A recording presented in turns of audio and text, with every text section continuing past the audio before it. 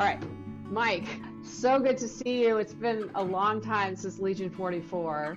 And I just wanted to catch up with you and introduce you to everyone who hasn't seen the movie yet and doesn't know about Planetary, because it's so exciting. You have a big new deal and contract that happened, so you're scaling and everything's going really well. But before we get into all of that, I would love to hear just a little bit for everyone who doesn't know you, who you are and what Planetary does. The way I describe what we do is that I really like to take the indigenous worldview, right, of the ocean and use that to describe what we do, because it's really elegant the way that they describe it. And so in the Mi'kmaq sort of way of thinking about things, the ocean's actually an entity. It's a living being, the whole ocean, right? So you have living beings that live in the ocean, but actually the ocean itself is sort of a living being. And you can kind of conceptualize this, right? Like it's got like a world-sized circulatory system, for example, or it has moods, right? We know that the ocean has these moods, and it's calm, or it's stormy and angry. Like it has moods that it goes through. And one of the things that it does, like any entity, is that it breathes. So the ocean breathes. And so everything we put into the atmosphere, the ocean's going to breathe all that in. If we put extra CO2 in the atmosphere, it's going to breathe that in. It's going to have the same amount of CO2 in the ocean as there is in the atmosphere, or the same proportion. And one of the challenges with CO2 is that it is an acid when it gets into water. So it forms an acid in water. As the ocean breathes in all this extra CO2 we've put into the atmosphere, it acidifies it. And going back to that analogy, it's like the ocean now is getting an acid reflux. It's getting indigestion as a result. So that has a lot of negative impacts to sea life and things like that. But it also impacts the ocean's ability to even breathe in more CO2. So what we do is exactly what you would do if you had acid reflux or some sort of indigestion. We essentially give the ocean an antacid. And by doing that, we're going to neutralize some of the CO2 that's in the ocean. And that's going to allow the ocean to breathe again. So it pulls that CO2 out of the atmosphere, and it's going to store up that CO2 as essentially one of the building blocks of marine life, the stuff that shells are made out of in the ocean's chemistry. And that sort of pulls that CO2 out of the air on a permanent basis, which is the sort of the reason that we do this. But that also has some really great local benefits. So it allows for the ocean to be deacidified to a certain extent within the local region. And that has that benefit to local sea life as well, and to traditional livelihoods that depend on fisheries and things like that. Yeah, and I remember the what was her name? The woman that you Doreen spoke to, Bernard. Doreen Yeah. Bernard, and she talked about how that would help her people. Hmm. Yeah.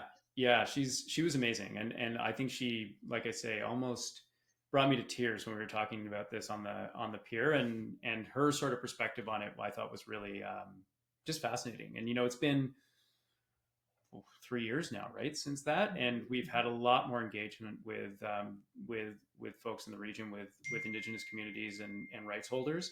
And, and so that's, but that was really a phenomenal conversation to get into with there. Yeah. And how did you get to this work? I think you started as a software engineer, I did. right? Yes. Yeah. It's one of those things like, I was good at computers as a kid. And so got into software, became a software entrepreneur, and did that for like 25 years. But Doreen, when we were talking, she said something the thing that that brought me to tears was this concept of, she said, look, we're born from water. We come from water. And, where is your water? What's your water? And it sort of instantly transported me back to this lake in Algonquin Park. And this lake is really, I go there every year. We canoe there all the time. My family basically has grown up on this lake over the summers. Like, this is where we go. And I was sort of transported back. It was this one day, and it was like this sunset that seemed to last for, hours and hours and hours. And we just sat out there watching the sunset. And all I could think in that moment was, how much fundamentally we have to lose. Those places that we hold in our hearts, that we come from, that we feel that affinity to, are really the ones that's what we're going to lose first. And I think that's to me, one of the driving forces for me to work on this and be part of this is to say, can I help to stem some of those losses? Can I help us to repair a little bit of the damage we've done? But that's how I started coming into it. The actual company was founded when my co-founder at the time, Brock, and I met up with Dr. Greg Rao. So Greg is somebody who's worked on this field for like 40 years, whole career on ocean and carbon.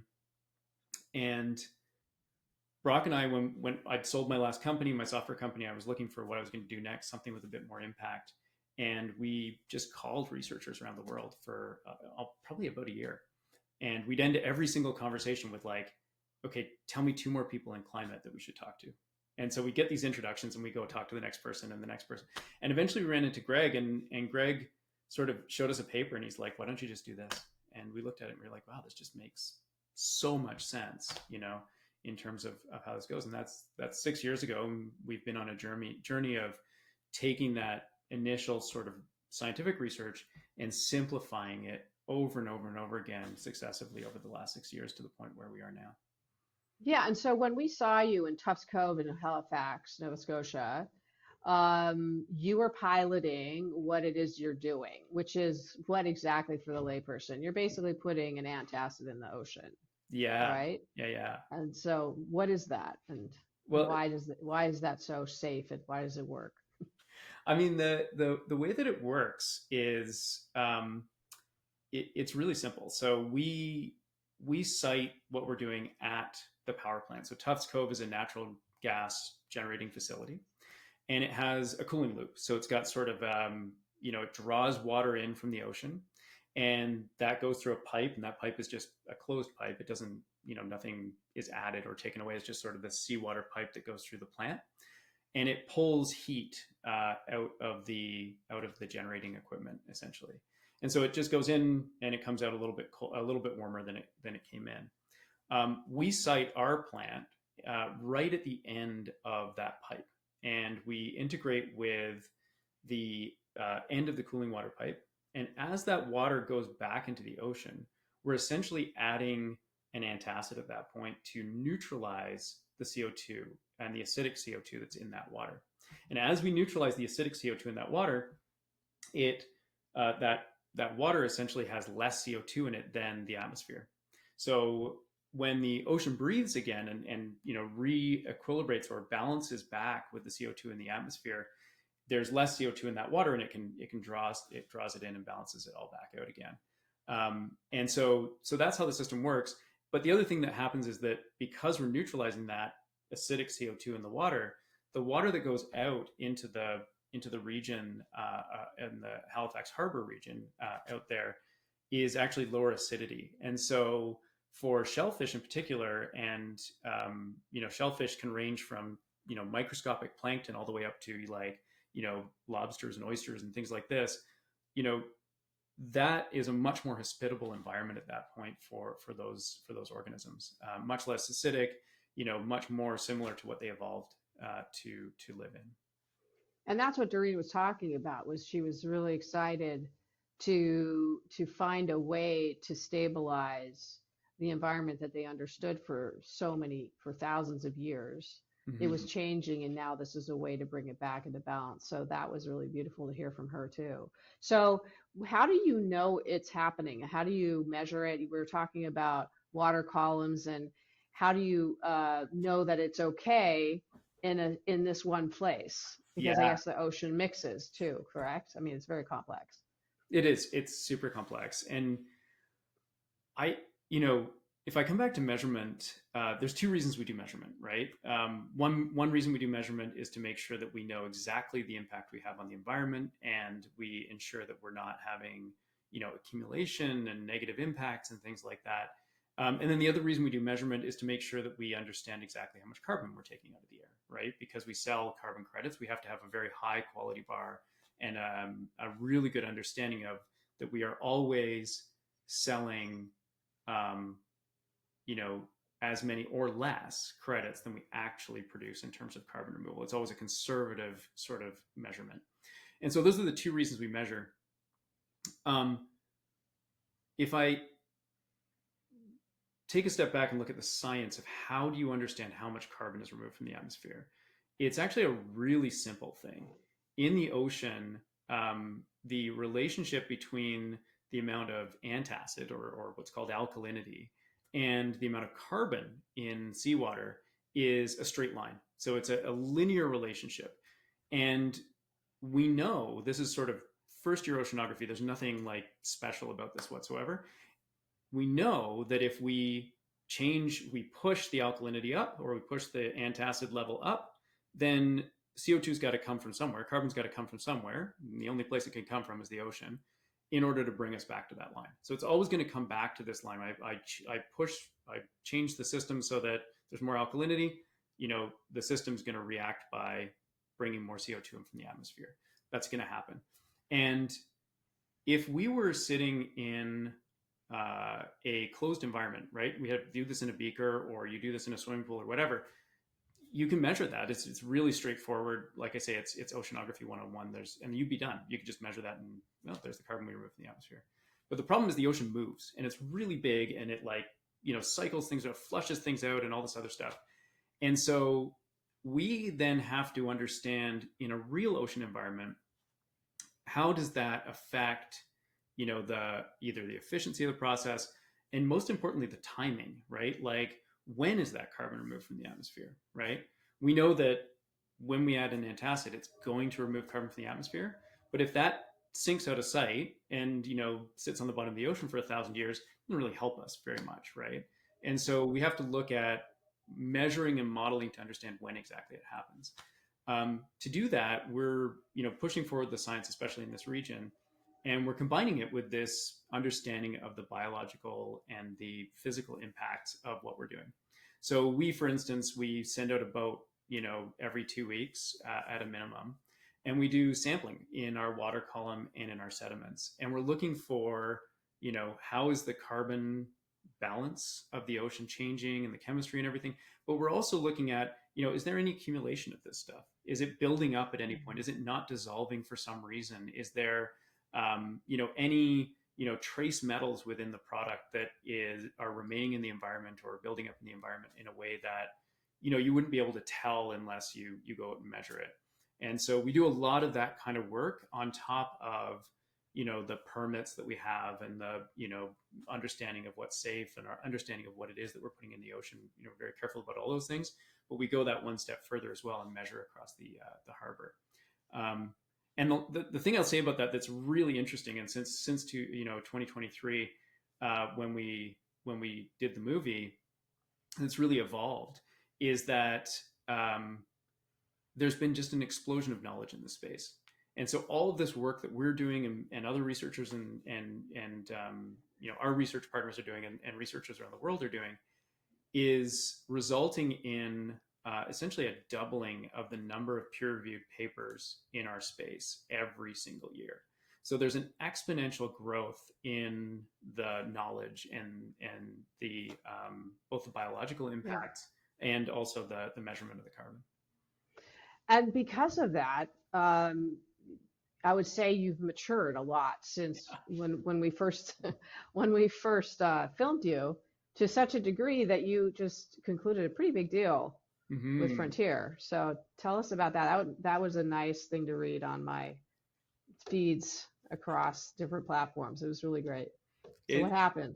It's a huge deal. I mean, for us, Frontier is not just it's not just a big check, is what I would say. They are a group that does a massive amount of diligence into these kinds of things. And so, looking across the history of our company, when we did the movie, we were just about to do our first sort of net removal of carbon from the atmosphere, and that resulted in 138 tons of net removals that we delivered to buyers that are members of Frontier. And so we're able to sort of see that and that growth along the way. The following year, we did about 1,000 tons. That netted us a an X Prize award, right? So that was sort of the winning the X Prize ocean stream, which was a really big deal. I've got actually here, got our X Prize award right there. Oh, So that's so good. I was there. I was there. I was so I happy know, for you. yeah, Yeah, that was it was great. great. I mean, Yeah, what an incredible event, and that an was incredible amazing. competition. Like they just, yeah, Right. wild. And then this year now we're up to about 20,000 tons a year, 25,000 tons a year, depending on the feedstock of net removals that we can do. And so it's really been this process, and the Frontier Agreement, this $31 million 5-year offtake, is I've been saying it's taking us sort of from the minor leagues to the major leagues, right? So it's this taking it from a demonstration where Frontier did, I think, 9 or 10 months of diligence on this and really dug deep on really understanding every aspect of the process and validating that it was ready, not only from a cost and science, measurement of carbon perspective, but really they dug into things like how's your engagement with the local community, and how's your permitting structure, and how's your partnerships, and they looked across the entire gamut of everything that could make us um, be the difference between success and failure, really, at the end of the day of the project. And moving forward with this is sort of like a big stamp to say, hey, this is ready. Like this was a great demonstration, works really well. It's ready now to move into this commercialization and start to scale in a really meaningful way. And so that's been a really big stamp of approval beyond this fact that this is sort of a foundational, commitment that ensures that we will be able to continue to operate this project well into the future. It's a really strong stamp of sort of validation and all that diligence that's been done. No, it's really congratulations. And basically, you can scale at Tufts Cove up until what? And then after that, where do you think you're going to expand to? Yeah. So with scale, it's an interesting thing because we're pioneering this, right? Like, when you look at ocean-based processes that use, mineral ocean combinations, right? There's a variety of different ways to do this. We're at this, multi-kiloton, tens of kilotons scale. And I think the next project after, behind us in this space is still at zero, right? So we're really pioneering in terms of net removals in this space, and as a pioneer, we have to be making sure that we're learning and we're being cautious about how we scale. We anticipate that we'll be able to incrementally scale up to somewhere in the range of 100,000 tons a year of net removals at Tufts Cove at sort of that one facility. But we're already starting to work on a project pipeline. And the project pipeline, various different stages, a bunch of different projects that we're evaluating or have started to develop on. The pipeline's sitting at about 2.2 million tons per year right now of potential net removals, and continuing to grow, of course. And we have about 4 projects that are heading towards sort of moving into the engineering process and at least into feasibility design phases. And so it's a really exciting time to look around the world and say, okay, well, where can we do this in the most effective, cost-effective way? Where can we, which feedstocks, which coastal regions are going to be the best places to sort of do this and take it from science and sort of this building and understanding into real commercialization, phenomenally low costs and all that kind of stuff. And on the feedstocks, are they different in these different places? And what is it? Because a lot of people probably don't know that. Yeah. So there's a variety of feedstocks we can use. The feedstock is fundamentally, lime is what it is. So calcium oxide, magnesium oxide. Those are the feedstocks that we go after. One of the key things in our process that is quite, I would say, innovative, and this is where a lot of our patents live and things like this, is how we use the feedstocks. So one of the biggest challenges in CDR, and a lot of different sort of because CO2 is an acid in water, there's a lot of different CDR pathways that take advantage of that and say, okay, we're going to neutralize it with a base, with alkalinity, with antacid, whatever you want to call it. One of the biggest challenges in CDR, though, is that most of these bases are produced with a very high carbon footprint, right? So lime, for example, we take limestone, which is calcium carbonate, so it's got a carbon in it, and then we burn it at very high temperatures with fossil fuels. And so you end up with emission profile of like traditional lime that is roughly equivalent to the amount that it would take out if you put it in the ocean. So you're not actually getting any benefit from directly using that. What Planetary does is we actually take byproducts of industries. And so things that, if we weren't to do the project would be buried underground and never react with CO2 and things like this. And so they don't carry as high of a carbon footprint as what's produced for commercial use. And our technology is able to extract a very pure stream of this antacid out of these byproducts. So some of these byproducts are very pure in and of themselves, but our technology can actually take stuff that has, heavy metals in it or has other things in it and extract those heavy metals and properly dispose of those while using the antacid component of that byproduct to neutralize CO2 in the ocean. And that's really sort of the core of our patented portfolio of technologies within what we do. And by doing that, it opens up a huge number of different kinds of sources. It's all kinds of things that we can use, steel slags and fly ashes and kiln dusts and, cement byproducts. And there's a variety of different things that we can use with this technology. Roughly is equivalent to about 2.9 gigatons of production per year in terms of CO2 removal. And that's sort of the equivalency. So there's virtually unlimited amounts of this stuff that's sitting within close proximity to a coast somewhere. Obviously a lot of industry sits on the coast because of transportation, and we're able to sort of partner up and reuse those byproducts that would otherwise go to waste. So in some ways it's circular. You're creating a circularity of the waste. So you're dealing with a waste stream in a productive way, at least part of the waste stream. Yeah. It seems like. And that's, I think, central to how we think about our process and what we're doing is we're trying to have as little of an impact on the world as we can, like a smallest footprint possible to have the biggest sort of carbon impact we can. And that's one of the reasons we're able to see, future costs dipping well below $25 a ton of carbon removal, why we're able to see multi-gigaton scalability into the future without ever sort of stepping off a coast or creating a new product in terms of that feedstock. To give you an example, the plant we have in Halifax runs at about 3 times the carbon removal capacity of the largest currently operating direct air capture plant in about 8% of the space. And so, and 0.00001% of the energy. But like it really is a low footprint system that uses existing facilities, existing infrastructure, existing feedstocks as much as possible to bring down that energy use, bring down that footprint, bring down the impact we have on the world as we scale this out. And the removal is immediate, correct? In the sense that if someone, let's say, sends you money to remove carbon, and it's a pretty immediate removal, right? You're not waiting 10 years for it to happen. It's it's pretty quick. It's not instant.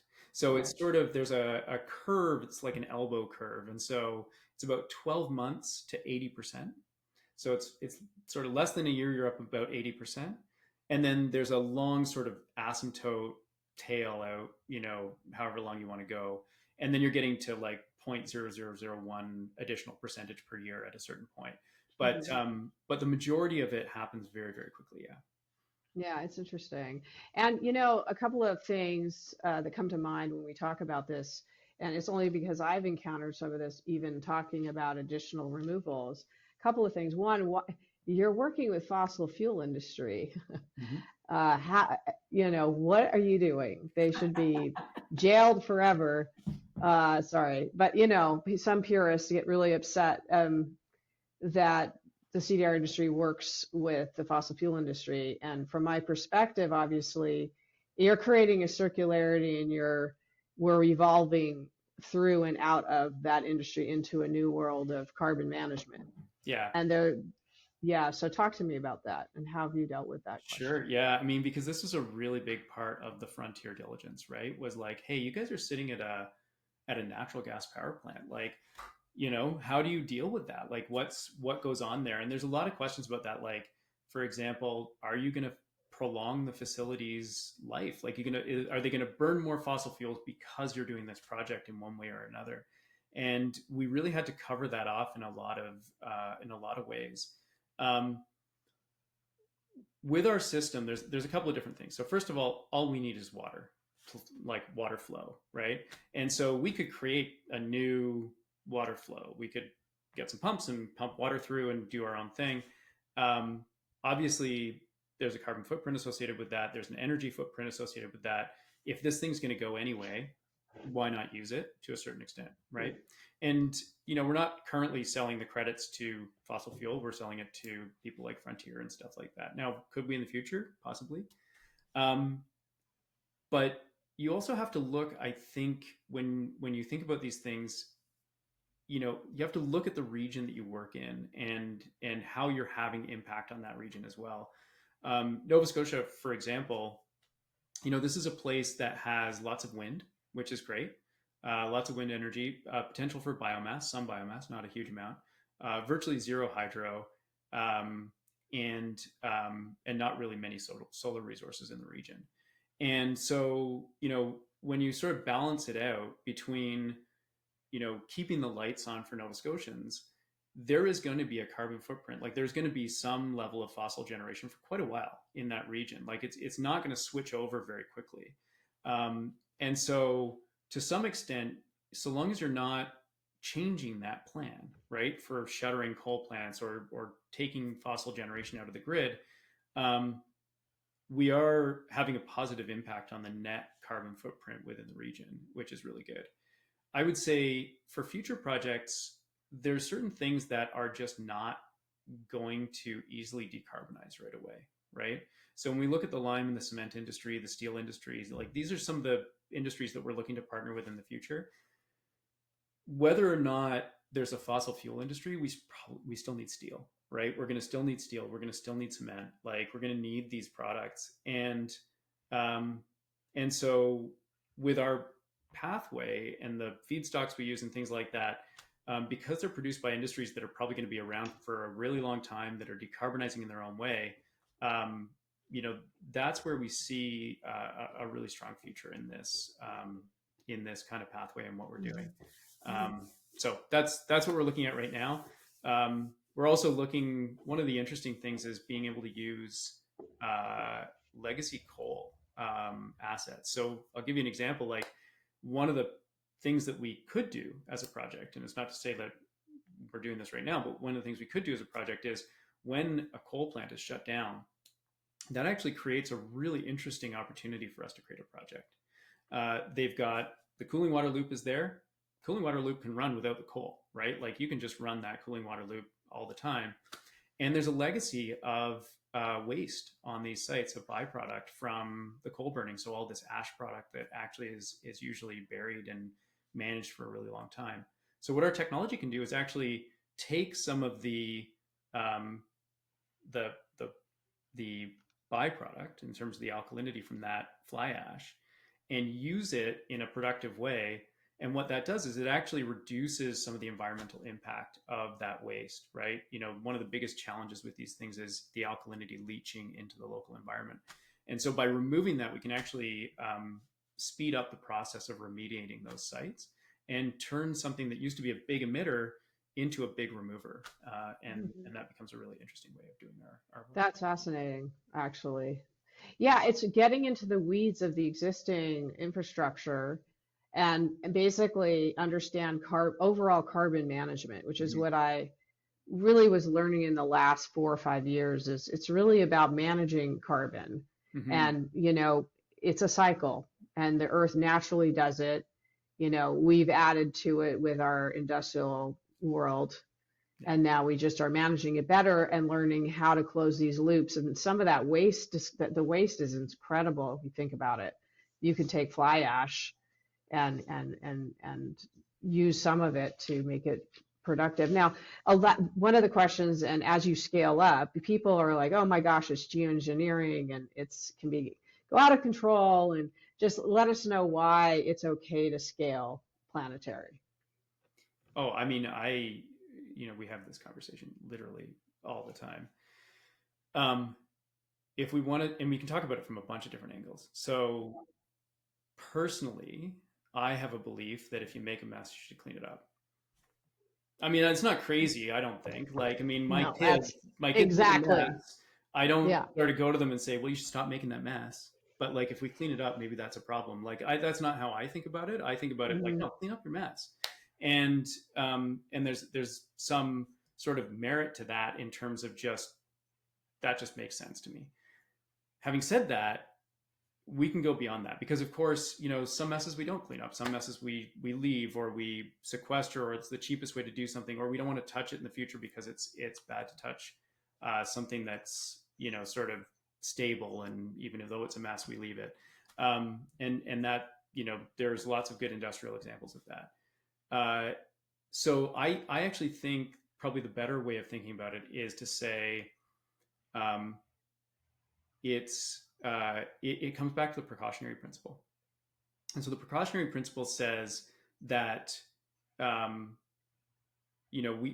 we have to do something about the things that are the biggest challenges, and we have to approach those with care and caution. Now, I'd have to look up exactly the wording of it.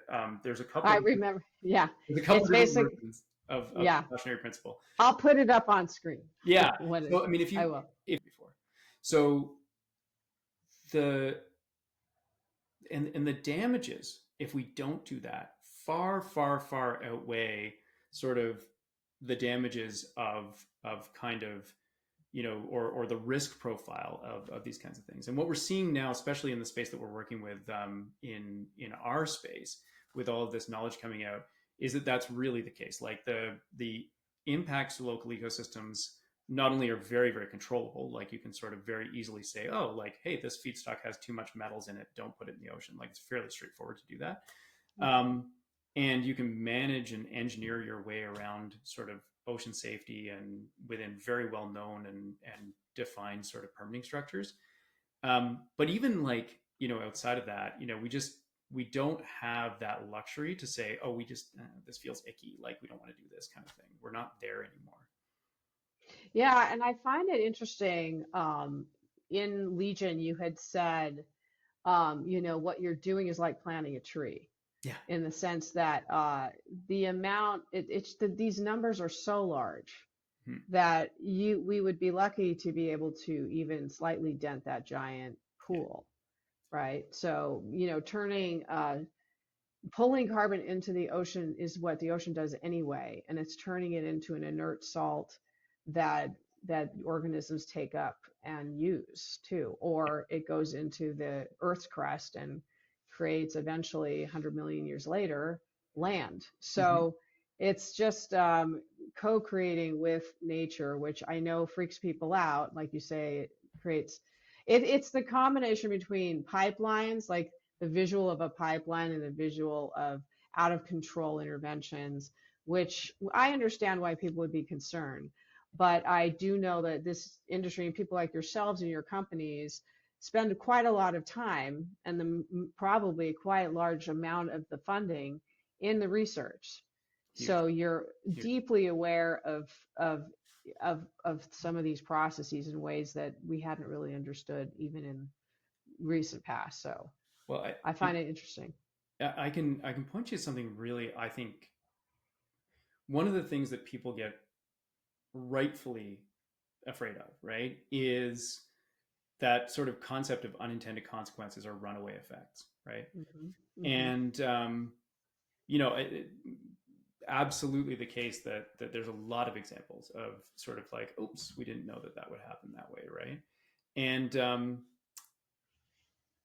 what we showed, what was really interesting actually since the movie, since the filming, we'd done this work but it hadn't been published. And so in 2024, it was published, this paper in Nature, Earth, Communications and Environment. And it was based on our initial sort of very first field trial with Plymouth Marine Labs. And so they studied that field trial and they looked at this whole thing. And the conclusion of the paper was really interesting, which was like, with our process, you turn it off and it stops.